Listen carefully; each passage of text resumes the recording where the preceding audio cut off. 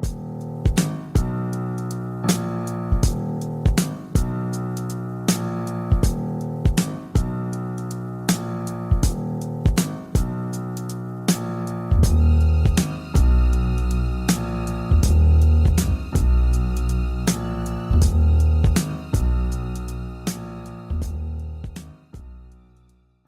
estamos on.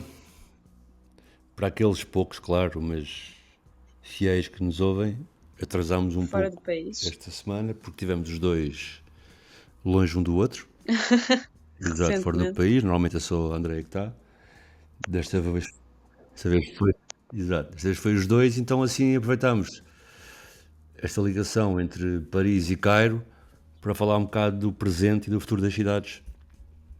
Obviamente enquadrado Sim, naquilo que tínhamos estado a acabámos falar em todos os por programas. não falar, portanto este também vai Parece ser um bem? bocado o momento também de contar como é que tem sido esta experiência. Nós já falámos muito sobre França, sobre Paris, muito sobre os debates os debates sobre a cultura que se passam e que muitas vezes atravessam fronteiras e acabam por chegar. Mas Cairo ainda nunca falámos.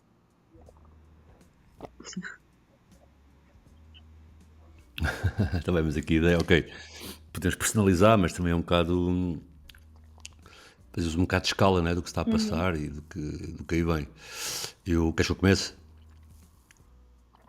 A sensação que eu tenho, e já estive assim em várias cidades do tamanho do Cairo, quando digo do tamanho do Cairo, como Paris, né, cidades com 10 milhões de pessoas, Sim, mas já estive em várias sim. cidades com esse tamanho, tu também, Istambul. né, fora da Europa. Yeah. Pronto, essas cidades todas, já, Istambul é uma boa comparação porque até é perto do Cairo, apesar de não ser árabe. Mas, pá, infelizmente o que eu sinto, tendo em conta até o que nós falámos nos outros programas, que é esta constante desumanização das pessoas aqui, né? Agora te falo no contexto da Europa, para criar um imaginário possível sobre o outro, sobre o estrangeiro, sobre o islão, sobre o moro, a criação dessas categorias como o outro, cria um Uhum. imaginário que te permite ter ou não ter políticas públicas para essas pessoas, né? E estamos num caminho, acho eu, que é deixar de ter o possível, não é? Ou seja, quase como expulsar essas pessoas de um suposto estado social que criámos, sendo que eu acho que a vontade é despejar uma parte de nós desse estado social. E nesse sentido, quando eu estou em sítios como Istambul, como Cairo, como Rio de Janeiro, etc., a sensação que eu tenho Hum. é que aquilo é o presente do futuro das nossas cidades. Ou seja, tu quando estás no Cairo, o que tu estás a ver é uma dinâmica que cai em várias cidades, que é a construção massiva, mas assim massiva, a um ritmo alucinante de sítios do tamanho de Lisboa, New Cairo, New Gizé, a nova capital administrativa do Cairo, em que está a haver uma fuga dos ricos para esses sítios. Portanto, esses sítios estão a ser construídos todos, são todos assim ao estilo Dubai, ou seja, Sim. não necessariamente com arranha-céus, há zonas que sim, com arranha-céus, mas o que interessa é zonas todas exclusivas de gated communities, né, de condomínios privados, com um grande aparato de segurança, portanto só entras, o carro é revistado, vêem se há bombas no teu carro, com cães a farejar, e depois todo o Cairo que nós conhecemos enquanto metrópole com 10 milhões de pessoas, torna-se assim uma espécie de huge slum, né? De um grande bairro autoconstruído de pessoas mais empobrecidas, com menos dinheiro Uhum. e que estão a fazer pela vida, né? Portanto, um conjunto de pessoas despojadas, os expulsos, como dizia a Saskia Sassen, e que não têm direito àquilo. E eu acho que isto é muito perverso em vários sentidos, já porque desequilibra imenso as cidades, ou seja, deixam de ser espaços heterogéneos e espaços de conflito de classe, que normalmente também dá direito a uma certa concertação, não é? Uma certa negociação, etc. Transformando em espaços ultraclivados que parece que protegem a curto prazo, mas na verdade são relógios bombas para explodir em todo momento. E assim a situação que eu tenho, e eu lembrei-me um bocado. Pronto, e atenção, isto é tudo consequências também de cidades que são as capitais de países ultradilacerados pelo colonialismo, não é?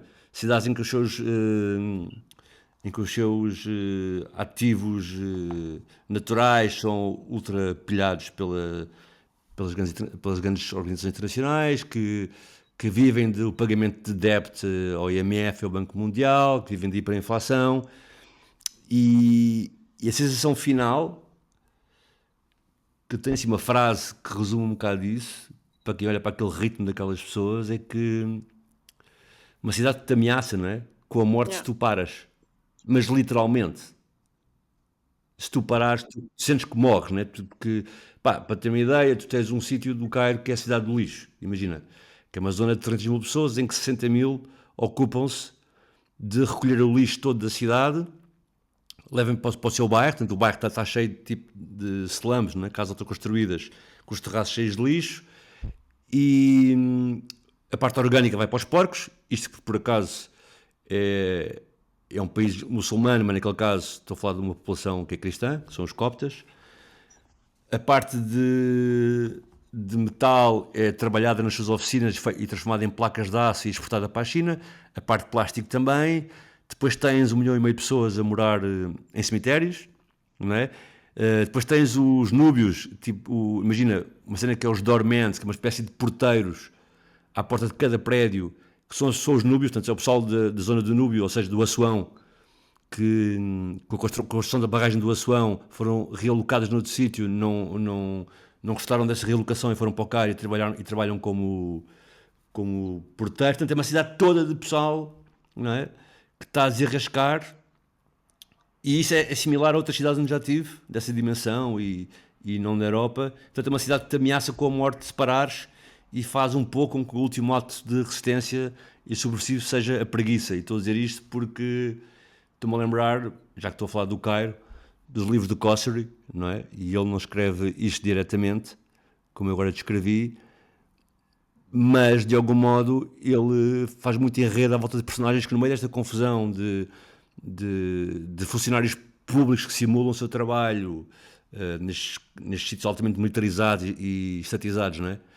E as pessoas estão a sobreviver, tipo, conseguir ser um ser preguiçoso que gira ali no meio é subverter a grande do sistema, não é? Mas pronto, diria um bocado que, para rematar, tendo em conta o caminho que estamos a ter aqui na Europa, e também lembrar que se calhar parte do que nós somos e parte do paradigma que nós temos nas nossas cidades também é dependente da maneira colonial como tu exploras outros países e, portanto, de como essas cidades se constroem, não é? À volta de pessoas que tiveram os seus meios de subsistência dilacerados e que tiveram que emigrar para essas grandes metrópoles. Diria que o que está a acontecer aqui politicamente, de criar sempre assim uma massa de outros e descontentes, eu diria que o que se passa no Cairo ou em sítios muito transformativos, como tu falaste de Pequim, não é? Não Pequim em específico, que também tem isso, mas tem uma zona histórica relevante e turística, mas nas grandes cidades chinesas que de repente em 10 anos passaram a ter 20 milhões de pessoas, não é? O que está a acontecer é um bocado isso, que há uma riqueza brutal, dinheiro para espalhar, para especular, e cria-se um espaço de reserva para os mais ricos, um espaço aglutinador e gigante para Sim. todos os que são E eu até acho dispossessos, que não é? nesse sentido para mim é E bastante isso para mim é um diferente, ou bocado. seja, Diz, uh, diz. da cidade, da parte, sei lá, eu estive em várias partes da cidade e até em comparação com outras cidades nos quais eu já estive e com estilos de cidades bastante diversificados em que já estive, é uma das cidades que eu diria até que se organiza de forma mais harmoniosa, tendo em conta, primeiro tendo em conta a quantidade brutal de pessoas que existem, é uma cidade altamente organizada, mas com alguma circulação e com algum espaço de, sei lá, tanto ver as pessoas a fazer desporto na rua, no parque, como uma coisa normal, ou seja, essa aceleração que em alguns sítios se sente de forma muito mortal, não senti que fosse exatamente a mesma coisa, acho que até é uma coisa, uma forma de vida muito diferente. Sim, sim, Pequim. Estás a falar de Pequim, para quem está a ouvir, Mas estás a pronto, falar de queria Pequim. pegar um bocadinho então nisso que estavas a falar. Eu por acaso falaste do Dubai e durante algum tempo eu tinha muita curiosidade de ir ao Dubai. Não pela, não pela aquela imagem que nós temos, mas porque tenho mesmo Uhum. curiosidade. Mas depois, entretanto, vi uns documentários, especialmente documentários sobre tanto sobre as redes de tráfico sexual de mulheres do Uganda e da grande circulação que existem nas festas de ultra, mega e hiper milionários que alguns são árabes, outros são europeus, outros são Sim. ocidentais, que passam muito no Dubai. como muitas histórias sobre as redes de trabalho do Dubai, de muitos imigrantes africanos, e é uma coisa horrível, tipo, é uma cidade que eu perdi a vontade, porque me passou a parecer uma coisa totalmente estéril, até mesmo aquela coisa das praias, que há uma praia, mas que não se pode entrar porque é uma praia privada, então as pessoas ficam ali nas pedras. Todas essas imagens, assim, e depois tipo só lojas e lojas e lojas, Sim, sim, coisa um sim. bocado horrível. Mas depois, pronto, para pegar nesse assunto e nesse conflito, que é um dos motivos pelos quais eu gosto de Paris também, não não pela visão um bocado, sei lá, visão um bocado Diz. postal, não é? Que existe a Torre Eiffel e o Notre Dame e essas coisas, mas porque na verdade é uma cidade em que há um conflito muito latente e muito visível entre não só não só de classe, não só de modelos de organização de sociedade, mas muitas vezes mesmo de formas totalmente diferentes de olhar para o mundo, enquanto ao mesmo tempo cresce uma esquerda anticolonial e há uma extrema-direita nacionalista no centro das universidades, no centro de Paris, que domina as maiores universidades de direito, ou seja, esse conflito. Esse conflito muito evidente, por exemplo, Uhum. não só historicamente, não é? Porque é que Paris passou a ter grandes avenidas onde as pessoas não podiam fazer barricadas, mas também há processos históricos Claro. ou seja, esse despaçoamento foi muito antigo. O Haussmann acho que foi das primeiras grandes reconstruções de partes da cidade. Não, foi. Depois veio Sim, que Barcelona, foi que veio que imitar, basicamente o sim, processo era que é a grande empurrar referência, né? totalmente comunidades É que viviam Paris do num Haussmann. certo território e construir uma cidade que era muito mais bonita, muito mais espaçosa, muito mais burguesa, em todo esse sentido. Mas, por exemplo, havia uma coisa que me fez, das primeiras vezes que cá vim, que me fazia um bocado de confusão, que é o nível de indiferença social. Mesmo em comparação com outros países europeus, em comparação com Portugal, em comparação sei lá, com outros países árabes ou países africanos em que já tive, nunca tinha visto. Por exemplo, a coisa dos mendigos em França é uma coisa em que há mesmo uma indiferença enorme. Uhum. Em Portugal também começa a haver, ou seja, essa coisa, essa normalização. Mas eu lembro de pensar, como é que num país tão rico, ou seja, agora tudo mudou, em Portugal vejo muito mais pessoas a pedir dinheiro, muito mais. E acho que isso se agravou imenso, por exemplo, há sítios tipo no Oriente em que está muito mais visível. Mas fazia um bocado de confusão como é que as pessoas conseguiam passar e ver pessoas, mesmo numa situação. Depois, até, quando eu estava aqui da primeira vez, lembro-me que saiu uma notícia de um homem que morreu de frio na rua. Morreu de frio e ninguém reparou. A coisa da notícia era que ninguém, foi tanta indiferença que não houve pessoas à volta a parar. Ou seja, como é que se cria uma cidade em que essas tragédias são totalmente banalizadas e o individualismo é uma coisa muito, muito presente. Sim. Sim, mas não te esqueças que ainda assim, quer dizer, tu tens ensaios em Paris do que eu estou a falar a uma escala Sim. diferente, não é? Por exemplo, não só a maneira como se tratava os argelinos ainda durante a Guerra da Argélia, não é? Em Paris, mas, por exemplo, a construção dos banlieues, não é? Claro que um bocado à semelhança de Portugal, Portugal imitou esse modelo numa lógica de oferta de política pública, né? Estamos a Claro, e construir mesmo o modelo de casas para organização vocês, social mas tem dos uma bairros e não lógica sei o quê, em França vemos um muito modelo militarizada. que é muito semelhante. É completamente militarizado, não é? Uma cena militarizada, de controle era grande, de Uhum. segregação racial e de classe enorme, não é? E por isso também Paris acaba por ser também uma espécie de modelo de alguma resistência nessas áreas, né? Nesses sítios contra o governo e contra esse sistema. Mas por isso é que eu estava a fazer aquela conversa de minha preocupação, tendo em conta o que estado a falar, aquilo que tu também falaste sem abrigo, né? Esta desumanização permanente, de quando eu olho para sítios como as cidades nós já falámos há pouco, que Sim. aquilo é o exemplo que nos querem dar também de algum modo, não é? Percebes? É uma espécie de presente do futuro que querem para nós, estás a ver? E essa cena que tu falaste de Pequim é curiosa, mas pronto, também não sei, acho que assim, não vou julgar o teu passeio em Pequim, quer dizer, Pequim é gigante e imagino que Mas nos outros não tenha sítios estado em também muitos nós sítios, nunca né? estamos em muitos sítios, mas Mas vamos acabando por. a cena interessante, Há sítios em que é muito visível, não é? claro, mas eu continuo a dizer, Sim, mas é verdade, mas o que eu estou a dizer é que ao criar espaços de exceção de ultraproteção para os ricos, também vês isso, né? Quando tu vês imagens do Dubai, as pessoas estão a fazer corrida na rua e estão nas praias à vontade, porque há um aparato que as divide, não é? E, portanto, que as permite estar a fazer à vontade. Portanto, o que eu estou a dizer é, muitas vezes as pessoas, no Rio de Janeiro, eu vejo pessoas a correr também, estás a ver? Mas são em zonas específicas, não é? No Cairo, nestas zonas que eu te falei, claro que o pessoal está lá a correr, mas sempre numa lógica ultra Pois, mas securitária e é essa segregada, né? coisa que eu queria dizer que eu não Como se fosse uma espécie senti. de condomínio ao ar livre. Em muitos Essa casos, quando. sensação de isto é uma zona específica, estou aqui nesta Ok. zona específica da cidade em que isto é aceitável. Porque há sítios em que por exemplo, em Paris eu noto isso com o lixo. Tipo, no centro de Paris, tu vês pouco lixo. Mas à medida que vais andando, especialmente em bairros em que as Uhum. comunidades vão ficando muito mais diversas, vês a quantidade de lixo aumentar, ou seja, a despreocupação que também há com uma certa preservação do espaço público. Estou a dizer que para mim foi diferente porque não senti essa variação como sinto noutros sítios. E Sim, concordo com sim. essa ideia de que eu acho que Paris parece um bocado ao mesmo tempo um bocado um estilo de cidade antiga, ou seja, há uma certa coisa ainda do modelo de sociedade, do modelo de Estado social, que está em erosão, com a qual tipo, parte do espectro político está em guerra aberta.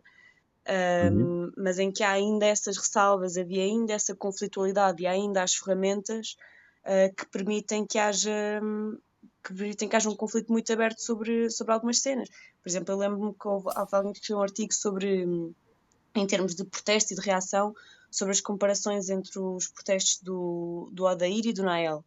Ou seja, as reações espontâneas e como às vezes também há uma certa inspiração Sim, sim. em movimentos de cidades que são, na sua estrutura de segregação social, muito semelhantes. E depois em França, eu acho que ainda há outro debate que é muito interessante, que é sobre o modelo, que em algumas coisas eu acho mesmo interessante, que é sobre o modelo de integração ou o modelo de cidadania.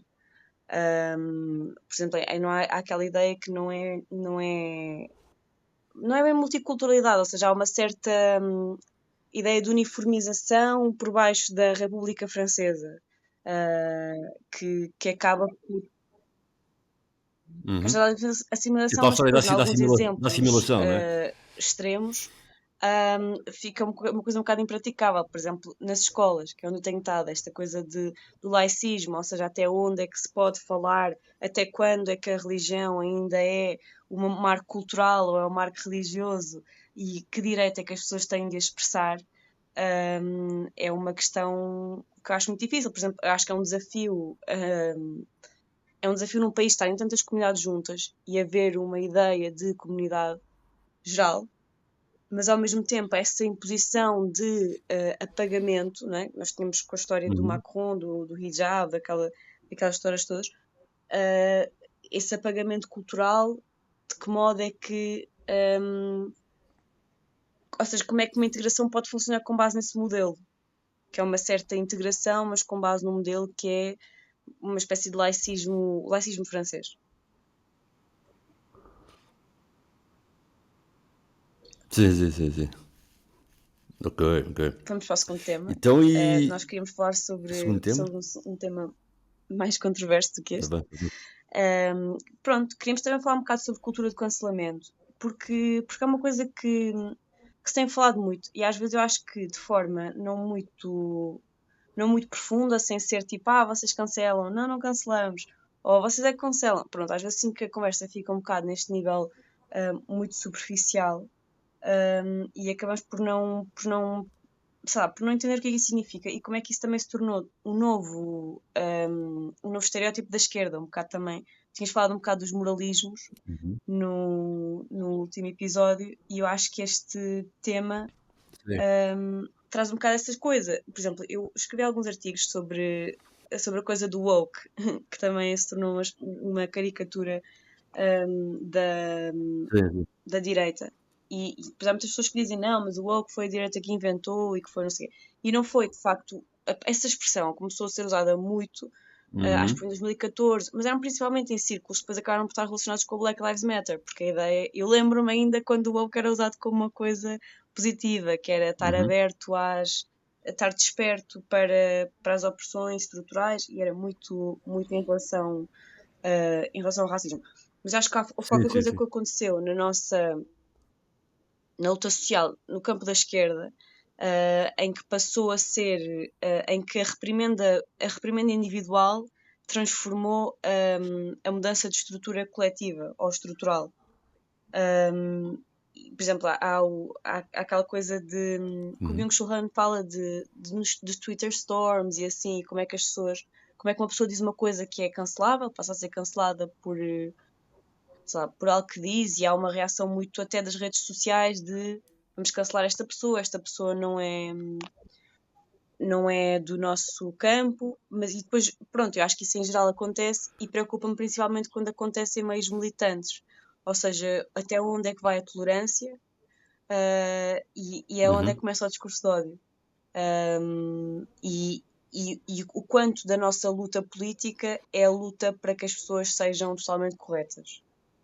São questões que faço a ti também.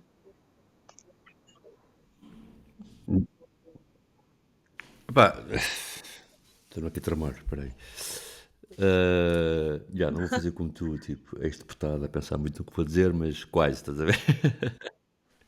Não, diria o seguinte, por exemplo, do ponto de vista profissional, e falando das coisas que eu tenho feito em grandes organizações ou organizar festivais, eu tive um stress uma vez que foi, sem saber, num sítio onde tinha lá o meu nome, tipo, não estava provavelmente a organizar aquilo, mas alguém pôs lá um DJ que era acusado de agressões à companheira, etc. E uma forma que as organizações fecham muito rapidamente é com a história da justiça, não é? Dizer, mas ele não foi condenado e portanto não podemos fazer nada. E eu lembro que na altura alertei para o facto de, quando se fala de violência sobre mulheres, neste caso, porque era uma questão de agressão, olhando para os tribunais, não é? Todo o espaço que permeia a agressão, ainda por cima com testemunhos que tu conheces e ouves, né? Pessoas, também tu não és nenhum juiz, mas Sim. sabes que há ali um meio de pessoas que está a ter contar que aquilo aconteceu e que assistiram àquilo, não é? Eu tenho que proteger essa pessoa, porque essa pessoa, para além de ser vítima, a pessoa que foi agredida, não é? Para além de ser vítima, no caso de ser alguém que tem uma presença pública, isso dobra imenso o trauma, porque essa pessoa está presente em todo lado, estás a ver? E estás ali como vítima à espera da justiça durante 1 ano, 2 anos, e aquela pessoa aparece permanentemente, ocupa os teus espaços de lazer, não é? Então eu lembro de estar a ter esse discurso internamente, dizer, não, temos de ter cuidado com isso, porque não interessa tanto se a justiça vai ajudar, decidir ou não, para nós tomarmos uma decisão, não é? Não esquecer que essa pessoa está vulnerável e vai estar sempre exposta a esta, temos de ter cuidado com isso por um lado. Por outro, eu acho que isso está a ser inevitável, ou seja, vamos dar aqui o exemplo. Se calhar ainda não chegaste a essa fase, mas tanto eu como tu, evidentemente que dentro de um certo nicho estamos cancelados, não é? Não há dúvidas. Tipo, eu todos os dias vejo dentro de um certo nicho, ou seja, não é uma coisa geral, não é? Mas é uma coisa que pode ter consequências. Por exemplo, uma coisa que outro dia vi, as pessoas estavam a publicar vídeos meus, pessoal da extrema-direita, não é? E reparei que o comentário mais comum era se aquele indivíduo, que eu não lembro o nome, que a RTP apresentou e que depois foi. Sim, sim. A RTP depois disse que não tinha contratado, não é? Era um tipo de extrema-direita, que era da Juventude do Chega e que. Não, Gonçalo Sousa?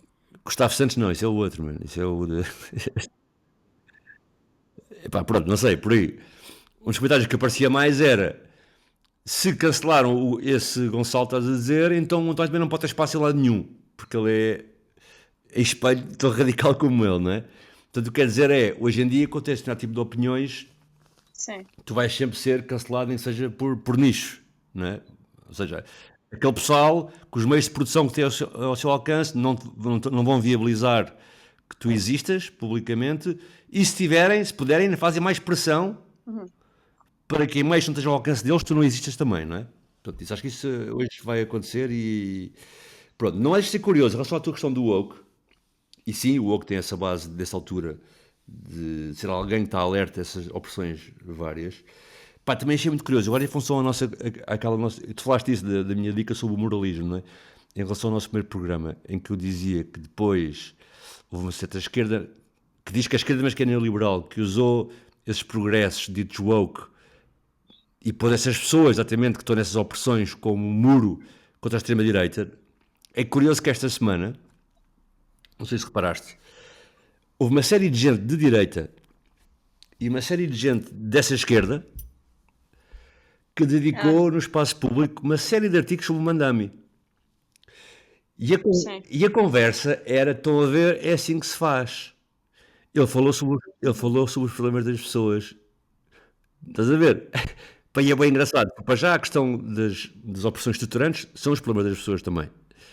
E depois, lá está, o que estava a dizer, foi essa turma em especial, tanto dessa esquerda, pronto, agora que eu justiça à esquerda neoliberal, não acho que exista, mas pronto, essa esquerda neoliberal e essa direita que também usaram isso, não é, para acusar a esquerda em geral de estar agarrada às questões identitárias, não é?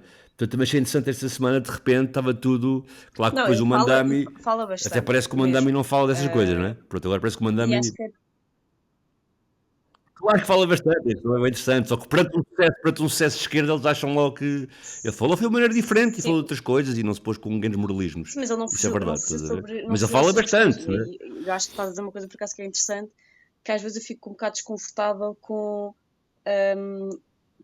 Ou seja, não é muito definido o que é identitário, o que são as lutas identitárias. Porque nós falamos, porque às vezes as pessoas pensam, estamos a falar de racismo, a ideia é tipo, agora não podes dizer isto porque não sei o quê, mas realmente, como estás a dizer, são coisas que estruturam totalmente a vida de uma pessoa, desde onde ela trabalha, aos trabalhos a que tem Claro. acesso, aos transportes que utiliza, à comida que come, à forma como a sua vida se organiza. Não são coisas, ou seja, mesmo numa luta da classe trabalhadora hoje, isso não são coisas que são pormenores, porque estruturam totalmente a vida, desde ser mulher, a ser homem, a ser trans.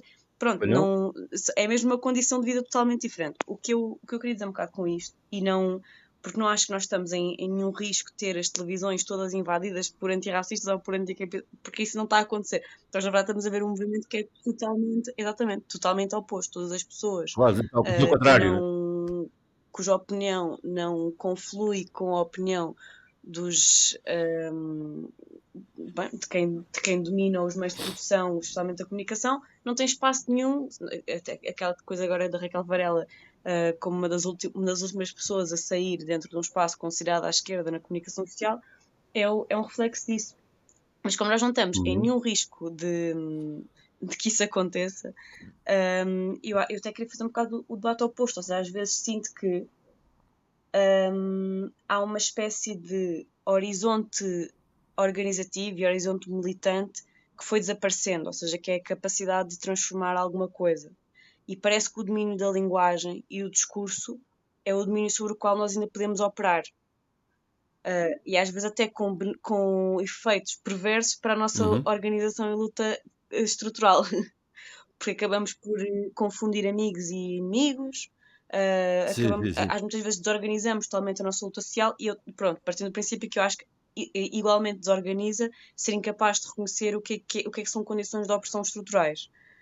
Ou seja, também não acho que vamos só negar tudo, falamos só sobre o salário Sim. e tudo o resto vai desaparecer. Um, desculpa. Não, claro que não. Mas atenção, mas eu acho que quem fez. Mas eu também acho que houve muitos erros da esquerda, para não tenho dúvidas. Mas eu acho que foi, apesar de tudo, o mainstream que criou essa cena. Conseguiu criar isso sobre os grupos de esquerda. Estás a ver que depois Assim, ou seja, responderam, negando, na tua caíram na opinião. armadilha e responderam assim. E. Não, assim, Sim, sim, sim, veiculando sim, ainda sim, sim, sim. mais essa questão identitária, percebes? Em tudo o que podiam, não é? E o povo olhava e pronto, pronto, lá estão a falar disso outra vez. Estás a ver? Portanto, o pessoal que o na ratoeira e também a nível do filtro editorial, do lado de certa esquerda, também só aparecia em grande eleição no sentido televisivo, não é? Em grande. Esses momentos, estás a ver? E então isso envisa completamente o jogo de como tu apareces, mas tu tens que saber Sim, eu acho que até que esse jogo parte desse existe e que está lá jogo para te é um bocado, enviesar. parece que é Não um é? Portanto, bocado tens às de ter vezes fazer cuidado. aquele virtue signaling, que é um termo que eu acho que é mesmo isso. Ou seja, que é tipo sinalizar a certas comunidades estamos aqui, ou estamos aqui, ou estamos aqui. Por exemplo, acho que se pode ver a diferença. Um bom exemplo para ver isso é tipo a diferença de como a identidade foi abordada pela Kamala Harris ou pelo Zohar Mandami. Porque se nós virmos eles em muitos aspectos, assim, se olharmos só tipo Claro, como um gerente de campanha, parece que eles fizeram coisas semelhantes. Ela também ia aos sítios também falava espanhol, ele também falava espanhol, ela também ia com as comunidades não sei o quê. Mas há uma ideia não tem nada a ver. política que eu acho que é muito diferente dessa coisa de instrumentalizar numa comunidade. E acho que esse virtue signaling, por acaso, tem uma coisa que eu também acho engraçada, que é pressupõe que, não sei se vou conseguir explicar isto muito bem, mas pressupõe que as pessoas nascem com as suas identidades sociais. Ou seja, estás a perceber? Uma coisa é tipo dizer, eu sou amiga dos negros. Sim, Mas sim, mesmo uma sim, pessoa sim. sentir-se negra ou reconhecer-se em negro como sujeito político não é uma coisa inevitável. E as pessoas até às vezes tentam fugir desses, Uhum. sei lá, ser imigrante. Imigrante é uma condição temporária em que as pessoas estão. Mas as pessoas não querem, não é necessariamente querem pensar em si e dizer sou imigrante. Não é necessariamente, esta pessoa fala de imigrante. Ou seja, às vezes são os processos sociais com que fazem com que as pessoas se identifiquem umas com as outras. Não é uma coisa com que nascem. É verdade, mas o processo social também pode ser um sítio onde te põe, não é? E então não consegues sair. E, portanto, quando eu falava daquela questão do enviesamento, também é um bocado esse, não é? Em que muitos partidos entraram, não é? Digo, pá, quantas vezes eu não vi assim cá um debate, não sei do quê, Sim, o PS fazia descer a Romualda para a primeira fila, não é? E tu nunca vês a Romualda, estás a ver? Há esse tipo de cena. Uma cena relativamente curiosa, pronto, e as pessoas estão a ouvir, a sério? sabem, em princípio, pronto, que eu não sou do Bloco de Esquerda, não é? Mas uma cena, sim, mas uma cena interessante, por exemplo, uma cena interessante tua, da tua experiência de Parlamento, Sim. por seres também se calhar deputada única, estás a ver? Ou não, ou porque é ti, mas acho que isso facilitou, é a questão de quando tu estiveste no Parlamento naquele mês, tu falavas de todos os assuntos. E as pessoas não estão a olhar para ti como a Sim. Andreia que é negra e que é do movimento, nem sei o que, ou que não é branca, estás a ver? A Andreia está a falar do Orçamento de Estado, está a falar da distração que estão a fazer com as cenas do Parlamento, quando se está Sim. a debater a questão de reforma laboral, estás a ver? E isto também é interessante porque eu acho que cair na ratoeira foi um bocado disso também, né? Que de repente tu vês, vais descer aquela pessoa porque é negra para aquele assunto e está bom, faz sentido, porque se ela Sim, e acaba por deve não. mexer-se naquele Ou assunto, mas depois seja, não é está em mais nenhum, instrumental estás a ver? e se a pessoa nem está integrada num projeto político progressista, considerado progressista, de forma total, como é que pode estar integrada no resto, não é? Na sociedade. Acho que, pronto, a Sim, coisa de ser instrumental fica muito, muito visível. claro, Queria exato. agora perguntar-te sobre a tua reação desta semana. A que é que tu queres reagir?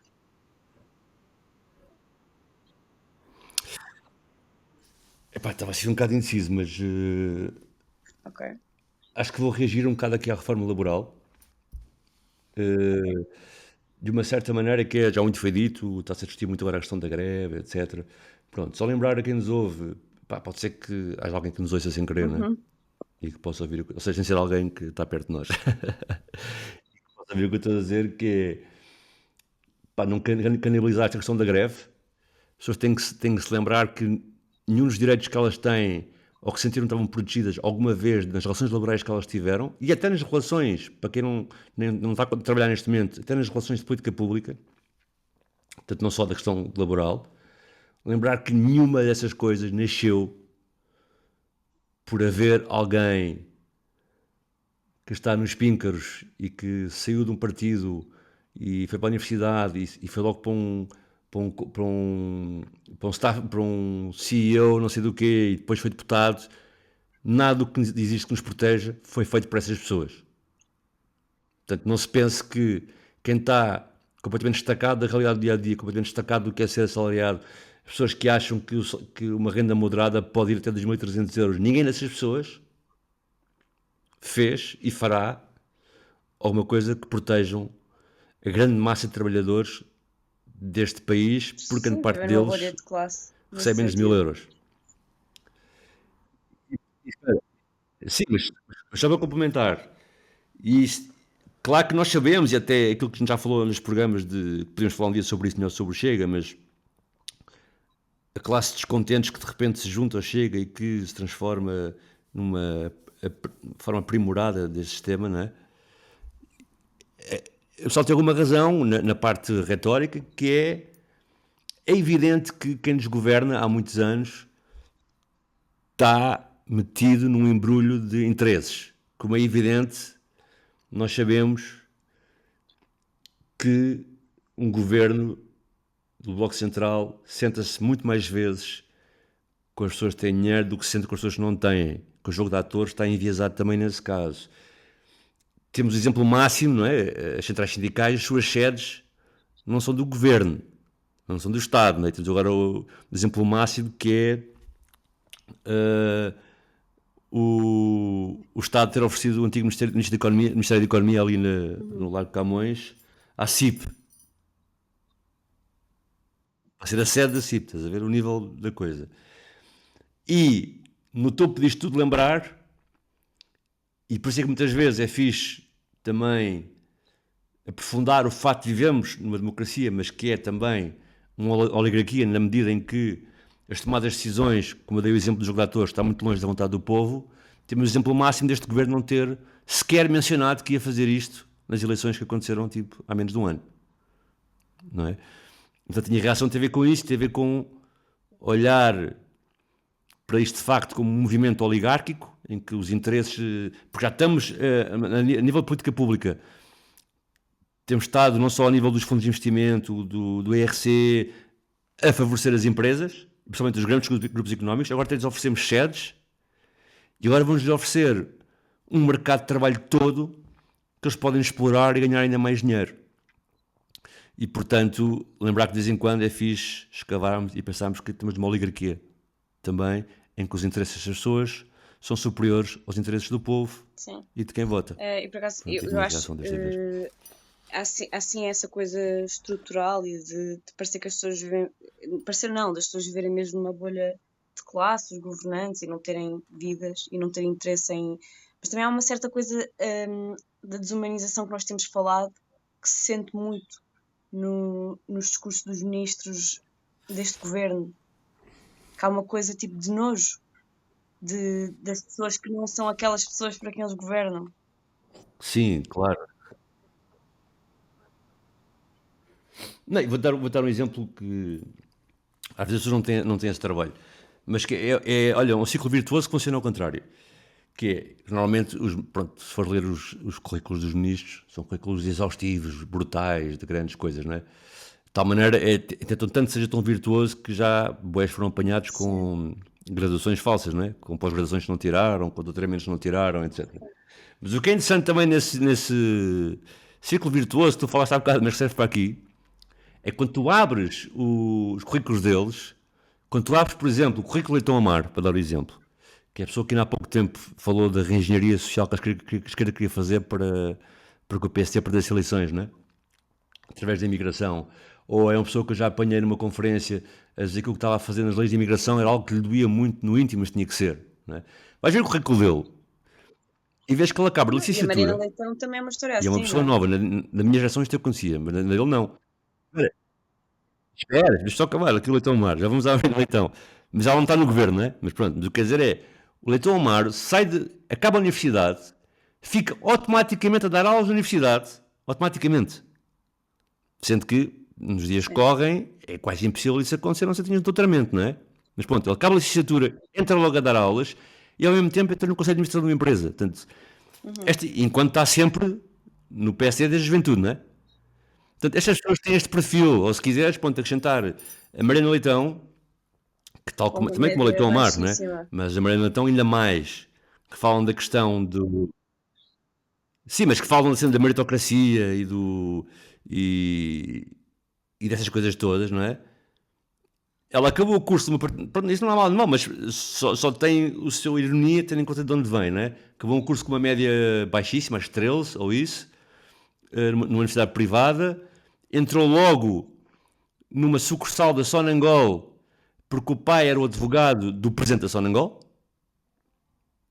Portanto, ela fez o percurso que ela fez, tem E a ser não deixa de política. ser, Depois passou para a administração dessa não sucursal da deixa de ser um Sonangol, bocado sempre. Eu estava a ver o vídeo do Coutinho porque... Figueiredo sobre a coisa Sim, da diz. adaptação e do mercado de trabalho e não sei o quê. Não deixa de ser engraçado que há esta coisa de exigir que os outros se adaptem e Sim, exigir sim. meritocracia para os outros, não é? Porque no fundo são pessoas a quais se fossem aplicados os mesmos critérios. Ou seja, eu acho que em Portugal, por exemplo, há uma coisa que me deixa mesmo triste, que é tipo ver os meus amigos mais qualificados são todos os que não ficam. Porque os melhores não ficam, porque não conseguem ir trabalhar logo para a Yeah. universidade, não conseguem dar logo aulas, não conseguem ter o trabalho que corresponde à sua qualificação, enquanto depois nós vamos acabando por ficar num país completamente medíocres. As pessoas que vão para a política são os mais medíocres, porque são as pessoas que vão para fazer carreira, para fazer Claro, e dinheiro. tu vês isso pelo painel. E eu acho isso uma coisa revoltante. Pronto, mas o problema dos teus amigos foi, foi terem feito esse percurso todo ultra válido e, de algum modo, de mérito, É não isso. inscritos no JTS e no Pronto, vamos JSD. agora à minha reação tremenda. Sim, mas só uma coisa rápida, porque entretanto, pá, tu apanhas o pessoal nas universidades e apanhas o pessoal nas universidades públicas, onde é mais difícil de entrar e onde por isso também há maior envezamento de classe, por exemplo, arquitetura, não é? E tipo 3 quartos Claro. dos alunos de cada turma caem para fora, quando acabar o curso. Sim, a Portanto, está minha neste reação nível desta aí. semana Desculpa. é o escândalo que aconteceu em Bruxelas com o jornalista que foi despedido, que é o Gabriel Nunziati.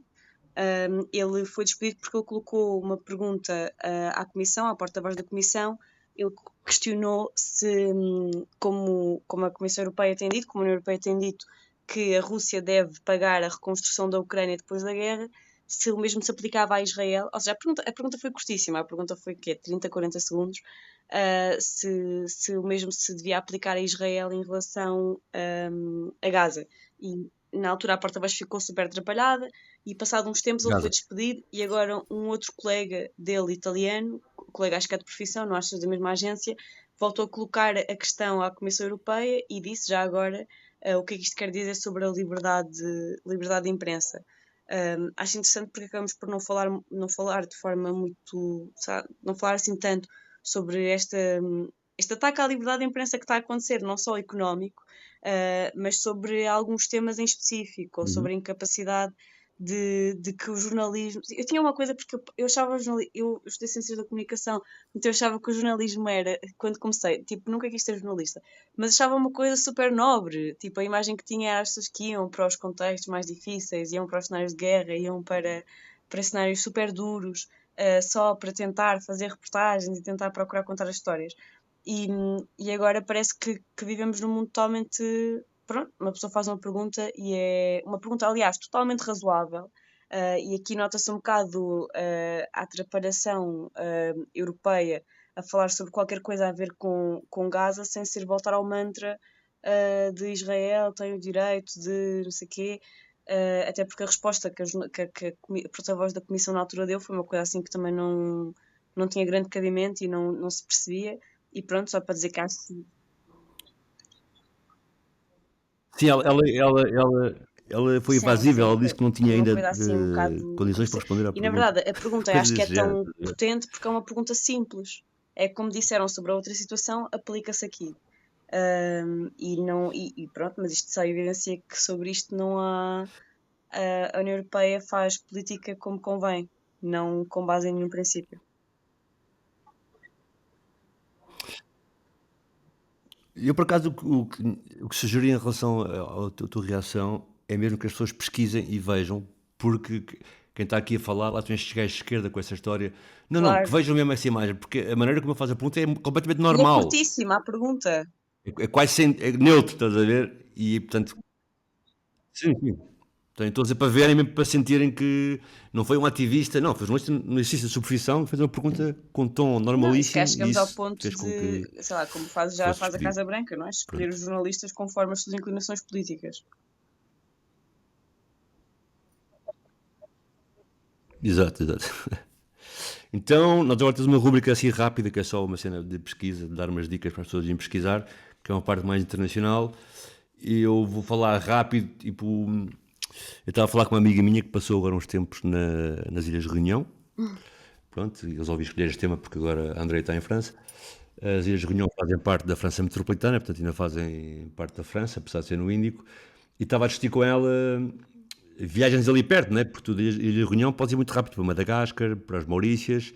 E eu lembrei-me de um episódio que está assim meio esquecido com muitos destes, que é uma ilha chamada, um conjunto de ilhas chamado Chagos Islands, e que no mapa aparece como Diego Garcia, e que na verdade é um território na posse dos ingleses, que emprestaram aos americanos a seguir à Segunda Guerra Mundial para fazer uma base aérea, aliás é uma das bases aéreas usadas pelos Estados Unidos quando precisam de atacar alguma coisa no Médio Oriente, e desculpem usar esta expressão, e quando houve essa passagem dos ingleses para os americanos evacuaram a ilha toda. E a população foi toda posta nas Ilhas Maurícias compulsivamente. E isso deu asa até a muitas histórias das pessoas terem morrido de tristeza, literalmente. Não é? Pronto, e ao fim destas décadas todas, a população de Chagos ganhou um processo, não só na ONU, como no Tribunal Internacional, para conseguir o seu regresso. E agora a Inglaterra está a ver como é que vai resolver isso. Já fizeram uma viagem lá para as pessoas poderem ir ao território, mas vai ser engraçado como é que a Inglaterra vai resolver isso, até porque a base, na verdade, está na mão dos Estados Unidos, não é? E há um documentário bom, antigo, do John Spielberg, pai de 2000 e pouco, chamado Stealing a Nation, e é literalmente sobre isso, de como os americanos chegaram lá, tiraram as pessoas todas de lá, totalmente, com atributos falsos, com desculpas falsas, as pessoas não achavam que iam desaparecer para sempre de Chagos, não é? E foram postas nos Maurícios, pois eles não são mauricianos, não é? Portanto, a sentirem, para além de não estarem na sua terra, sentirem discriminação, de serem vistos como outsiders, e tinha essa questão que era muito relatada, que era morrer de tristeza. E pronto, é assim numa ilha pequenina que ninguém conhece, e se investigarem, é mais um dado desses, pensarem que uma coisa destas acontece a uma escala enorme, né? Pensávamos nas bases todas que existem, A minha centenas de vai bases que há de ser vários países pelo mundo. sobre esta investigação que agora está a circular em Itália, de procuradores de Milão, sobre as pessoas muito ricas italianas que pagaram para ir matar pessoas durante o cerco de Sarajevo. E é uma investigação que acho que já há rumores, não sei o que há muitos anos, mas que agora está a ser investigado um bocado de forma mais cuidadosa, sei lá, mais séria. Mas acho uma história horrível. Fez-me pensar um bocado nasquelas cenas tipo o Squid Game. A ideia das pessoas estarem cercadas numa cidade de onde não podem escapar e que haja pessoas que por motivos super macabros podem só pagar para as assassinar. É quase uma caça, não é? Essa coisa de snipers. E fez-me, a primeira vez que vi, achei horrível. E até me levantou a questão que outras situações parecidas com estas é que nós não sabemos.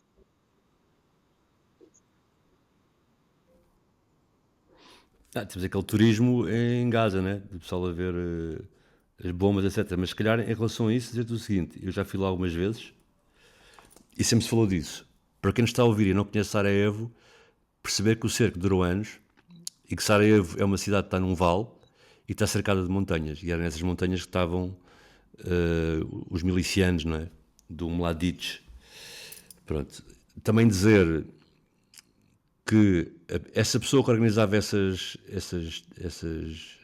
vacâncias, elas de facto eram organizadas a fingir que eram caçadas, de caça, estás a ver? E essa pessoa foi a única pessoa condenada, a única pessoa que era, essa pessoa era, porque o Mladic e o Karadzic,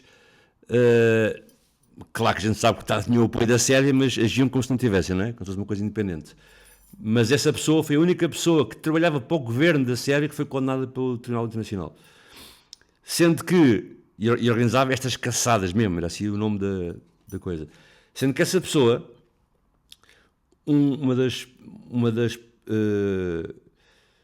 provas abonatórias que teve em seu favor foi um relatório da CIA que dizia que ele era agente infiltrado da CIA e que estava a atuar pela paz. Pronto, acho também é curioso pensarem nisso e lembrar que isto era feito com pessoas ricas e com pessoas que faziam parte da extrema-direita italiana, que historicamente tinham uma ligação aos serviços secretos italianos e que por isso pode ser falado noutro episódio, e tinha uma gradação de preço até para matar crianças e bebés. Pronto, terminamos assim. E vá, até para a semana.